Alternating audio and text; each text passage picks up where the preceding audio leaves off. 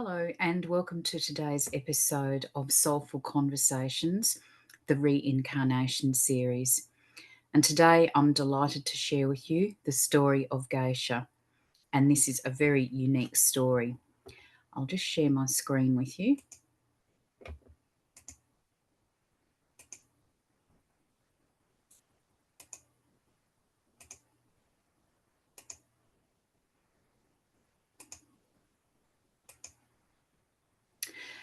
So, for those of you who haven't met me, my name's Bourke, and I'm an animal communicator and animal medium. So, I have conversations with animals who are living and animals who are in spirit. So, they've passed over. And through these conversations, animals have taught me that once they pass over, although their physical body no longer exists, their soul does. So their soul endures, and we can always connect with them and have a telepathic conversation. So this gives a lot of solace to bereaved animal parents because it means that our heart connections with them endure, and we can always have that conversation with them, and there is really no true separation. Yes, they're in the spiritual plane and we're in the physical plane, but they can visit us energetically and we can have a conversation with them. So, particularly for bereaved animal parents who have been seeking answers to their unanswered questions like, why did my animal pass away? Why did they pass away then? Was it their time to pass? Should I have picked up on something earlier to help extend their quality of life? Now, our animals have a really good understanding of medical conditions, so they can give answers to these questions, which can then release a lot of stress and emotion, guilt, regret, remorse that you may be carrying. Now, it's also helpful for our animals to have a conversation with you because that's their opportunity to pass on personal messages to you. Yes, they're very grateful for the love and security that you showed them, but some of them are here as our guides, and so they have specific information to help you on your spiritual journey. So, having a mediumship conversation with your animal in spirit can help your grief and help your animal's grief. So, I met Geisha's mum after Geisha had passed away. Mum and Geisha had a very deep soul connection, and Mum is very intuitive and had felt that Geisha was trying to contact her and pass on messages, but she didn't know what Geisha was trying to tell her. She also felt very strongly that Geisha was going to reincarnate in this lifetime, and she wanted me to get information about reincarnation for her. So I had a conversation with Geisha, and Mum's question about reincarnation was answered. Geisha said yes, she was definitely going to reincarnate, but not immediately. So Mum was going to have to wait a little while for her to come back. Now, Mum was also curious to find out what Geisha was going to reincarnate as. Was she going to come back as a cat again? And I was totally surprised by her answer because up till this conversation, most of the animals I'd spoken with were coming back as the same species. Now, often they change breed, so it means a dog will usually come back as a dog, but they might be a different breed to last time, or they might be a crossbreed, so there might be two different breeds in the one dog. But Geisha had decided that she wanted to come back as a dog, and she was very determined and very particular that she was coming back as a dog. And she told me that she was coming back as a terrier. And so I researched terriers to find out some of the information that she was sharing with me just to make sure that it was accurate before I passed it on to Mum. So she told me that she was coming back with a wheaten colour coat. And I'd never heard of wheaten as a colour coat for dogs. So I looked it up, and yes, it is a coat colour pattern for terriers. So it's a creamy white colour. She also told me that she was going to come back as a male, and often our animals do swap gender to come back because that's the first body that they can negotiate to swap into. and they want to get back to their humans as soon as they can. When our animals do reincarnate, they're coming back as a higher evolved version of themselves. So they will want a new name. And sometimes they've picked some names for you to choose from. And sometimes they're very definite about what they want to be called. And Geisha was no exception. So she wanted to be called Peyton, and she wanted the P-E-Y spelling rather than P-A-Y. And it means royal in Scottish. So a very appropriate name for her. She also shared that she was going to continue visiting her mum on an energetic level. And some of you may have experienced this, where you might see your animal running up and down the corridor, even though they don't have a physical body anymore. Or you might hear them vocalizing, which I've experienced. Or you might actually feel them physically when they jump on the bed, or if they snuggle next to you, or if they come up and pat you on the face. And I've experienced that as well. So she was going to continue doing that, even when the aspect of her soul comes back physically in the dog Peyton. And so that's another thing that animals have taught me, that when they reincarnate, it's an aspect of the soul that comes back in the new body. So it's not 100% the same. And there is an aspect in spirit that we can communicate with. So I can communicate with Geisha in spirit, but I can also communicate with Peyton in the new body. And of course, they have different voices, being male and female, but they're two different aspects of the same soul. So it was fascinating to find out how this works, and Geisha's commitment to still connecting with mum as Geisha and also as Peyton. And because of their very strong soul connection, both of them were really looking forward to the reunion. Now, during our conversation, Geisha said the word tomatoes, and I wasn't sure what she meant by that. So I asked her if she could elaborate, and she said, no, it's a test, in a tone like that. And I thought, okay. Animals do play lots of puzzles with me. Sometimes they give me the first letter of a word and I have to work out what the word is. So I thought, well, I wonder whether tomatoes is a puzzle. And then I wondered whether she wants to eat tomatoes as a dog. So I Googled to see if it's safe for dogs to eat tomatoes. And apparently, yes, it is, as long as they're not eating the stems or flowers or leaves. It is safe for them to have small quantities of the red, ripe flesh. So I was totally surprised on the web page to see an image of a terrier with a bowl of tomatoes. And this was literally a couple of minutes after she'd told me she was planning to come back as a terrier. So I took that as a sign that she was definitely coming back as a terrier. And I told Mum about the conversation about the tomatoes, or lack of conversation, and the image that was on the website. And I sent her the link to the website as well. And she said, oh, Annie, tomatoes are my favourite things and I eat them every day. Geisha knows that. And so that's her confirming to me that she's actually talking to me. So I wasn't expecting that story either. So I've had this experience a few times now. So now I understand if an animal says a word that means nothing significant to me and is not in context with our conversation, then that's their code word for their human, to let their human know that I'm definitely connecting with their soul frequency and definitely talking with them. So it's absolute confirmation beyond a doubt. And I think animals are just so intelligent that they're able to do this. So Mum started her search to find the male Wheaton Terrier that Geisha had told us that she was coming back in. Now, she did find a puppy, and that was very exciting, and everything was going well. And then suddenly the breeder decided not to offer that puppy for adoption. So sometimes things do happen unexpectedly on our animal's journey to reunite with us. I've experienced this personally as well.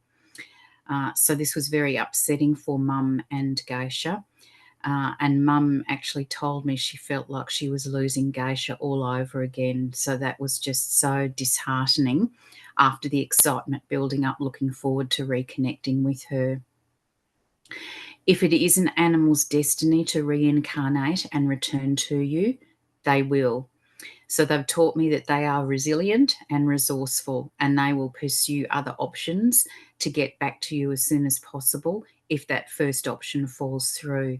Sometimes the animal is sick, sometimes they might pass away. There's a number of reasons, but our animals can negotiate to swap into another body so that they can return. So Mum searched diligently again and found another male Wheaton puppy. And I had a conversation with Peyton, and she confirmed that this was the puppy that she was going to reincarnate into. They have to negotiate to swap souls with whoever the soul is existing in the body at the time. So Mum got to meet Peyton at a very early age, which you can see in these beautiful photos of him. And she had to do a lot of preparation at home because she hadn't had a dog before. So she had to get the yard fenced and buy a whole lot of things for puppies, including toys and a bed. But she also kept some of Peyton's favourite toys, some of Geisha's favourite toys for Peyton to play with. And finally, Peyton arrived home. And it's so interesting when our animals come home because they know the environment. They know where they get fed, they know where the toys are, they know where they sleep. So he settled in very quickly, and he played with all of his new dog toys, including a mock terrier, which you can see in the bottom left photo. And he also played with his toys that he'd had as Geisha. And he really wanted to come back in a dog body. She wanted to come back in a dog body so that she could do more with her family. So she wanted to go to dog-friendly cafes, go on walks, and in particular go away on the family holidays. She didn't like being left at home and didn't like missing out. And I was personally very curious to find out how she was coping with being in a dog body, because it's quite different to being in a cat body. But Mum reported that Peyton was doing everything that he wanted to, but the one thing he couldn't do in a dog body was to leap up onto their bed at night and kiss his parents goodnight and go to sleep. So they've got him a little set of steps so he can climb up himself and put himself to bed. But he's absolutely enjoying life as a dog, providing lots of support to Mum, and they're continuing to deepen their relationship.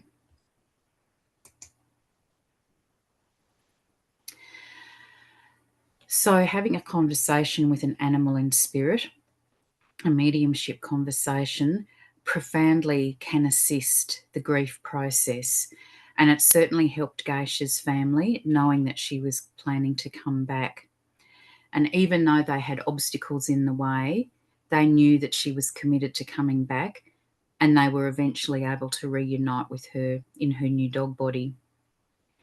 And as I said earlier, Geisha is fairly unique in her reincarnation journey because she has come back as a completely different species. I have had a few other instances of this, but on the whole, animals tend to come back as the same species they were last time. So she's very special. But as you can tell from our conversation, she is very determined and knows her own mind. And she wanted to come back as a dog. And so she's taught me that there must be some choice when they decide to reincarnate about the body that they come back in. And the photo down the bottom here is Geisha's favourite ottoman, and Peyton loves sitting on it just as Geisha did. So how can you connect with your animal in spirit? There's a few different options.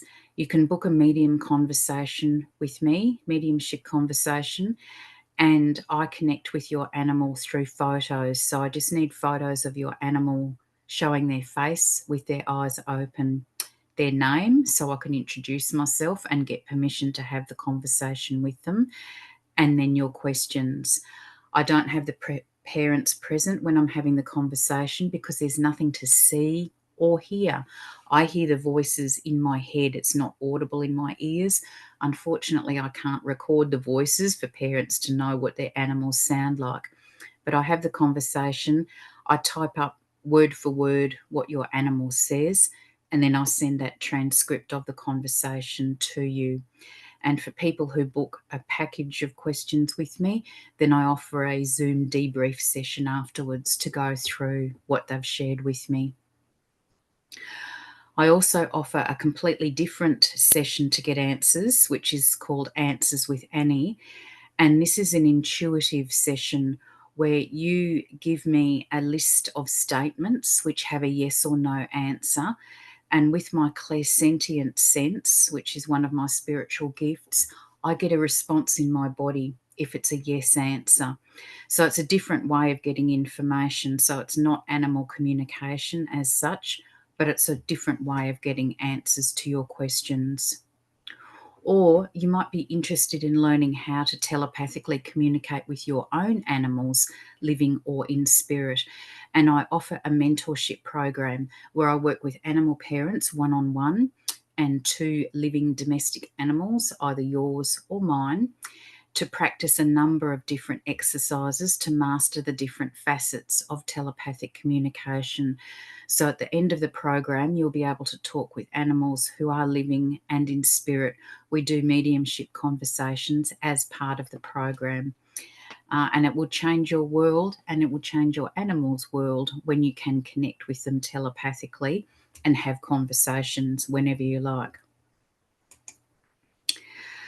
Now, I also have some free guides that you can download from my website, including one about coping with pet loss. And so my website is www.cosmicheartintuitive.com.au. Now, I also have a podcast called What Animals Tell Me. And season 1, episodes 1 and 2, I talk about energetic visits from animals in spirit, and I talk about animal soul reincarnation. So I'd recommend that you listen to those, and they're available on most podcast platforms and free. As I said at the start, this session is part of my Soulful Conversations Reincarnation series on YouTube. So you're welcome to subscribe to my YouTube channel and watch the other episodes there. Now, I recently published my 3rd book called Crossing the Bridge to Animal Consciousness, and Geisha's story is actually featured in my book. So you can find out more about animal soul journeys, coping with bereavement when they pass over, their energetic visits, and also lots of real life stories about animal soul reincarnation. It really is the most miraculous thing to experience. I've experienced it personally twice now, and I've also accompanied someone to meet their animal when they reincarnated, and it is just phenomenal. Seeing what you recognize in your animal when they come back and knowing that you get to have another lifetime with them. So this book is part 2 of my Bridging Animal Consciousness trilogy. I haven't written book 3 yet. It is still to come. In Australia, you can purchase the books directly from me, so please email me at chintuitive@bigpond.com. Outside Australia, the books can be purchased through your local Amazon online.